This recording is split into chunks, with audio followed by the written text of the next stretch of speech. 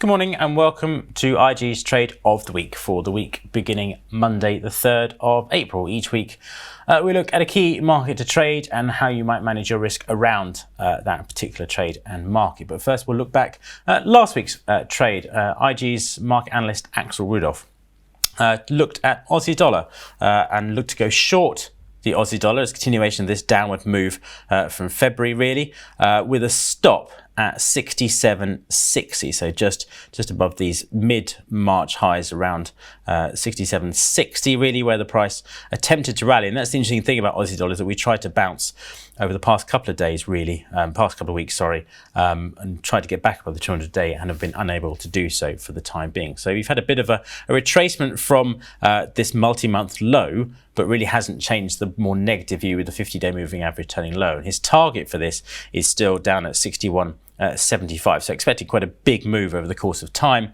with a relatively tight stop, but a very good risk to reward. So far, that trade is still in effect, with the stop not being hit. So we're just waiting to see how that maybe plays out over the course of the next week and beyond.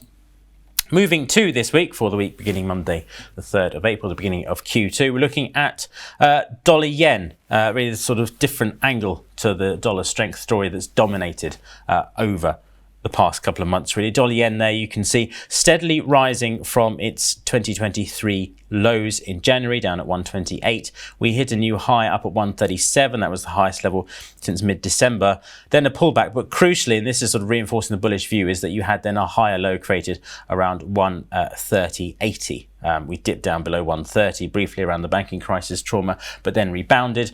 So you can argue for trendline support coming in. So looking to go long dollar yen, and with MACD also finally giving a bullish crossover for the first time since mid-January, there's reason to think perhaps there is some further upside here. So we're looking to go long dollar yen. We're putting our stop down here at 129.50.